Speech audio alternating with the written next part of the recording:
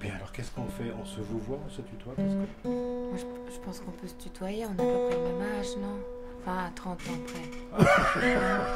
30 ans près. Ouais, ok. C'est pas ton premier séjour au Japon. Non, c'est mon deuxième. Trop de chance. Sugoi. Et le premier, c'était quand? C'était en décembre dernier.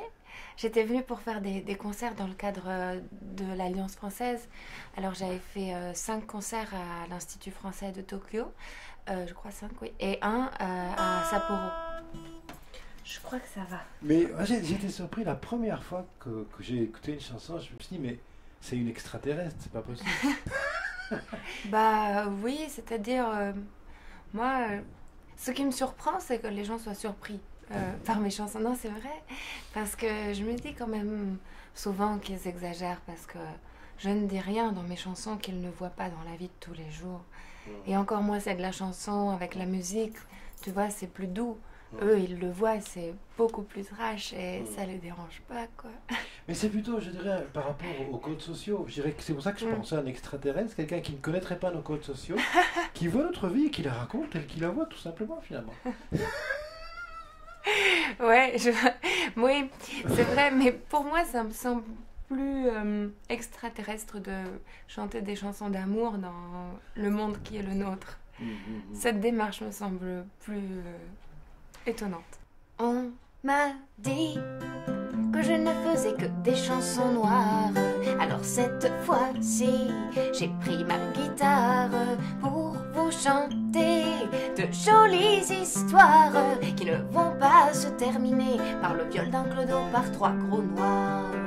Je vais vous raconter l'histoire d'une grand-mère qui était passionnée par la flûte traversière.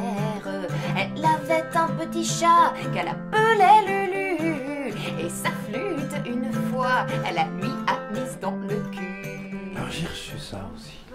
Ah, C'est quoi ça? oui, bah alors voilà, ça c'était un album que j'avais fait justement. Il s'appelait Mon premier album genre Panini. Et parce que justement, comme on disait que le disque se vendait plus, je me dis bon bah faut pas faire de disque alors. Mais comment on fait quand on a quand même envie de faire un album? Bah faut faire un album sans disque. Alors du coup j'ai fait un album comme les albums Panini de quand toi t'étais enfant, parce que t'es quand même plus vieux que moi. Mais donc du coup en fait les chansons c'était des petites cartes comme ça à gratter. Et si en dessous il y a un code, tu verras quand tu l'auras gratté. Et il fallait aller sur mon site internet pour télécharger les chansons. Et on pouvait collectionner les cartes et en acheter au concert et se les échanger avec ses amis, tout ça. C'était un album sans disque. Ouais, c'était rigolo. Oh, oh, oh non, non, non, non, non, pardon, pardon, pardon. C'est pas ce que je voulais dire. Je vous ai promis une jolie chanson. Je dois me ressaisir.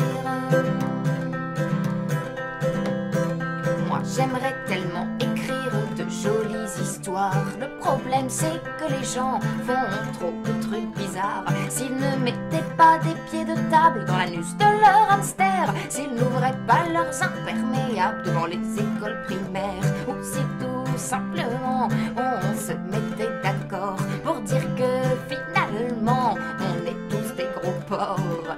Je pourrais chanter mes chansons soi-disant moches sans recevoir des colis piégés et des lettres de reproche. Non, non, non, je ne demanderai pas pardon. C'est exactement ce que je voulais dire. J'en ai rien à foutre de faire de jolies chansons. Et ça